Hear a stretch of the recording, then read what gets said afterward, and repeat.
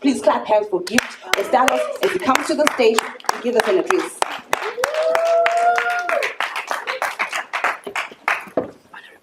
Thank you. Thank you very much, Madam Moderator of this important session. I'll ride on the already established protocol of this conference. Thank you very much to Thrive Africa for convening this important historic conference in Johannesburg, Azania, as we call it, in the trenches of our fight for freedom and democracy in the continent. My name is Gift Ostallos Siziba from Zimbabwe. I'm going to present a brief presentation of my story titled From Protest to Power, so that I can inform this conversation and the already going conversation around Afro-tellers and those that have taken responsibility to tell the story of our beautiful continent. My story is not different from the stories of those that have been advancing the struggle of the oppressed in the continent and in the world.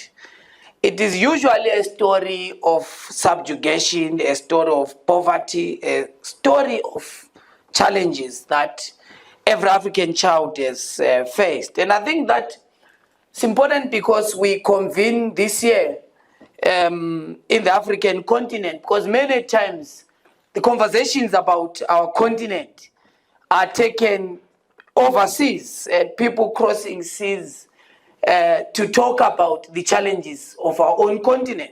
It's important that as Africans, as storytellers of the continent, we convene in our own continent so that when we speak about the challenges of poverty, challenges of inequality, I mean, we are here in South Africa, one of the most unequal countries in the world. And it's very important as we tell the story of Africa in South Africa, because we can relate. When we cross from Senton, go just across the road to Alex, we begin to realize this deep challenge of inequality that we face. I grew up in Chabalala in Bulawayo, which is the second capital city of our country, which faced so many problems. One of the known problems of our province was the genocide that visited our country post-independence. Secondly, was the contradictions in the economy after the structural adjustment program that came to our country at the behest of the IMF and the World Bank. Thirdly, is the democratization project that emerged 3 years after my birth. So these three contradictions shape my story. One, which is the story of the genocide that visited our country post-independence. Secondly, it is the structural adjustment program that informed our economic order in our country. And thirdly, it was the promise of democracy that came in through the democratization project in the early 90s. So these three shape the moment of my birth and have got an effect on the kind of work that I do today. So when I leave my community to go and study at the university, it became very clear that naturally, because of the moments of my birth that shaped me, I ought to join the struggles for academic freedom. In the pursuit of that struggle, what became very clear is that our struggles for academic freedom were directly connected to the national question. So we realized that fighting for bones and soup in university cannot be achieved until we locate the crisis in our motherland. And the crisis to us became very clear that it is the crisis of governance, it is the crisis of inequality, and that is political. We realized that the realization of academic freedom cannot be possible until we locate the struggles of us as students, locate them with the struggle of the working people in our country, with the struggle of the oppressed in our country, and more importantly, with the struggle of the oppressed world over. So that brought the interconnectedness of our struggle. But also you realize that informed our struggle in terms of its ideological conjecture and direction. So naturally, because of this contradiction, we located that our struggle is the struggle between the poor and the rich. And that is why we became members of the socialist struggles, because we began to understand that beyond everything that we're fighting for, our struggle was ideological. This is important as storytellers, because when you speak on behalf of a community. And that community is the community of the oppressed. It is the community of the suffering. It is the community of black people. It is the community of African people. And that struggle cannot be articulated until we understand its ideological implication. That we have to balance who gets what, when, and how in our community. That's why we became very, very ideological as a people. So that transitioned me from student protest movement to joining the protest movement in our country, to begin to question power. We had a president who had never understood any transfer of power. We had never known any other president. Robert Mugabe had ruled for 3 decades, holding elections as a ritual without democracy. So we'd only seen one president. We used to wonder when people say there is now a new president. We knew that we go to an election, Robert Mugabe became the Robert Mugabe the new, Robert Mugabe the second, Robert Mugabe the fourth. So that was the order of the political contradictions in our country. So we began to locate our struggles again around the need of change of government in our country. Because we realized that so much depended upon political change for the freedom of the oppressed people of our own country. That's why that struggle tended to be political. As activists, obviously, we pursued our struggles. Jail became our second home. It became natural because as an activist and as a storyteller, the moment you begin speaking truth to power, you realize that you upset those that hold power. And when you upset those that hold power, naturally you become enemy number one of the state. But we embraced that title with so much vigor. We embraced that title because we knew that we had been prepared to speak for and on behalf of the oppressed people of our country, the continent, and the world. We began to understand that our struggle are not different from the struggle of the people struggling in Nairobi in Kenya. We understood that our struggle was not different for young people protesting in Fismal Fall in South Africa.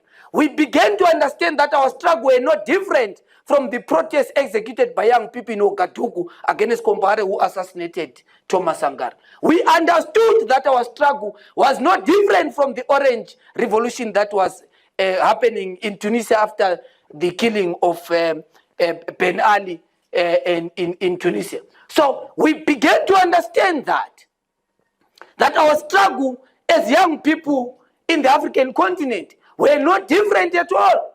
We realized that when you move from Harare, the capital city of Zimbabwe, and go into Tanzania, where another ritual is happening very soon without democracy, we realized that all these people read from the same manual, which is the detector's manual. That's why the challenges became the same. We began to understand that our struggles must be internationalized. We began to understand that we must embrace the pain that we face. In the course of our struggle, we also realized that we have to move from protest to power. Mugabe would say, you are continuing talking in the street, protesting against Port Northwest. We became popular in the world for having the highest notes. We're buying bread with $2 billion, buying a cup of tea with 7 billion, thanks to exhausted nationalist rhetoric and the failed state that our country had been subjected to. We then realized that as activists, we have to occupy power. We had this conversation with comrades to say, at what point are we going to occupy the strategic places that influence change in our country? We debated it, had conversations, and we answered the call to duty. I went from activism and contested to be a member of parliament in my country in an election in 2023. A very difficult journey, of course, because 1, you are young, 2, you are poor, and 3, you are not part of the ruling establishment in the country. So those are natural phases, but we got there because we knew that we ought to influence the legislative agenda in our country. And that's why I ran for office in 2023. And because we spent time building the grassroots, talking to people and speaking on their behalf, I managed to emerge successfully and was elected as a member of parliament in 2023. So when I went to parliament, we had a clear agenda to say we spent a decade being grounded around the struggles of the oppressed, around what should be done. So we had a clear agenda in terms of what we intend to use parliament as a point of entry to advance our struggle. I mean, like any other dictatorship in the world, I went into parliament. I didn't manage even to give my maiden speech because on the first day in parliament, there was a resolution by the ruling establishment that you must not allow that one to speak. So when I stood up, they said I must sit down. I protested that to the Speaker of Parliament, then I was chucked out. That was my first day.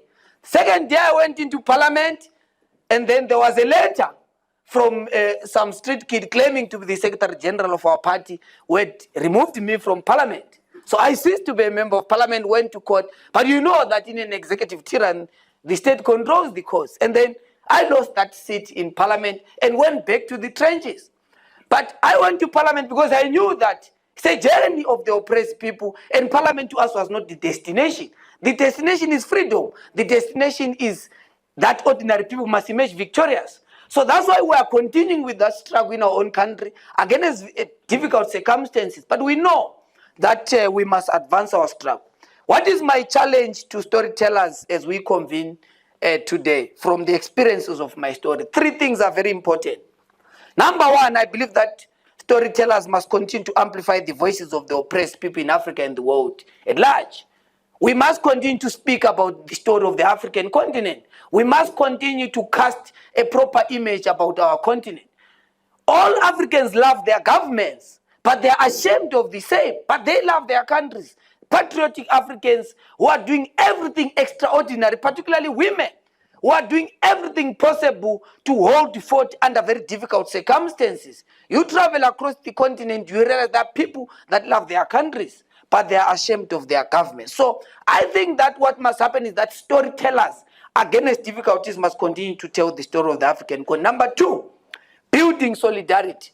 I think that is important. What has sustained struggles of the oppressed world over, the historical experiences of Africans, is that we have always succeeded on the basis of building solidarity. Because Africans are one people. That's why we can hear each other, whether you are speaking Chewa or you are speaking Shona, Zulu, we can hear each other because we are Africans. Remember, all these borders that we have today were built 140 years ago. Why should we continue to be victims of the Berlin Conference as Africans, particularly as the millennials? Why should the conversation in Nairobi not affect the conversations in Johannesburg? Why should the conversation in Johannesburg not affect the conversation in Lusaka? Because we are Africans, we are one people. So building solidarity and synergies is important because our story is the same. Our destiny is the same. The destiny is freedom. The destiny is that our people can live a life better than the dogs of the rich. That is our story. Number 3, speaking truth to power. You can't be a storyteller if you don't have courage. You can't be a storyteller if you are not prepared to embrace the challenges that lie ahead. But what is life without a legacy, fellow storytellers? At the end of the day, all of us will be gone. Those of us in the political forefront, those within the media fraternity, those within the arts sector, those using music and the beauty of language to speak about the challenges in our continent, all of us at one moment will be gone.